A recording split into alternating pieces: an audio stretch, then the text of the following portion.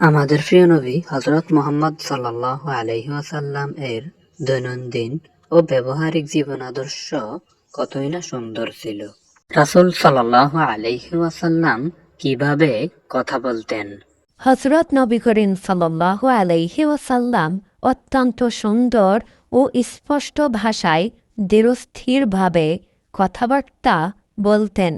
বিনা প্রয়োজনে এবং অতিরিক্ত ও অযথা কোনো কথাই তিনি বলতেন না।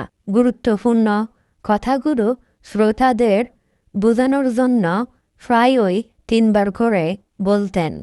মহানবী সাল্লাল্লাহু আলাইহি ওয়াসাল্লাম খাবার কিভাবে খেতেন?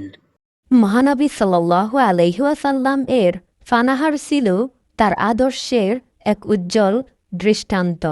তিনি খাদ্য গ্রহণের সময় বিসমিল্লাহ বলে ডান হাতে সম্মুখ ভাগ থেকে অত্যন্ত আদবের সাথে বসে খেতেন।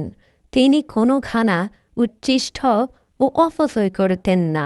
পেটের কিছু ক্ষুধা রেখেই খাওয়া শেষ করতেন। তিনি পানি গ্রহণের সময় এক নিঃশ্বাসে সবটুকু পানি পান না করে ধীরে ধীরে পান করতেন। জমজম ও উজুর পানি ছাড়া সকল ক্ষেত্রেই তিনি বসে পানি পান করতেন। রাসূল সাল্লাল্লাহু আলাইহি ওয়াসাল্লাম এর চলাফেরার তরিকা কেমন ছিল? হযরত মুহাম্মদ সাল্লাল্লাহু আলাইহি ওয়াসাল্লাম অতিশয় শান্তশিষ্ট ও ভদ্রভাবে আনতনয়নে চলাফেরা করতেন।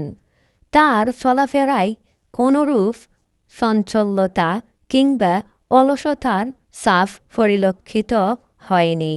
রাসূল সাল্লাল্লাহু আলাইহি ওয়াসাল্লাম এর উঠা বসার তরিকা কেমন ছিল?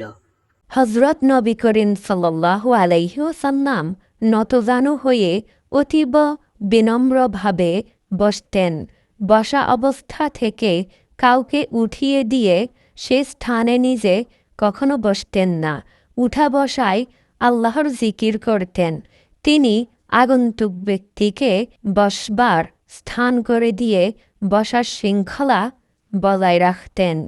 রাসূল সাল্লাল্লাহু আলাইহি ওয়াসাল্লাম এর পোশাক পরিধান করার তরিকা বলো।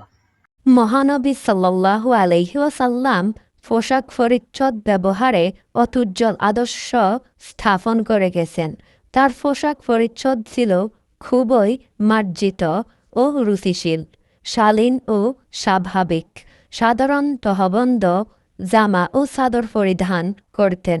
তিনি মাথায় টুপি ও পাগড়ি ব্যবহার করতেন এবং আল্লাহ ও রাসূলের নামাঙ্কিত রৌপ্য নির্মিত এক আংটি পরতেন। একে তিনি শিলমোহর হিসাবে ব্যবহার করতেন। জাঁকজমকপূর্ণ ও চাকচিক্যময় এবং অহংকার প্রকাশ পায় এমন পোশাক তিনি পছন্দ করতেন না।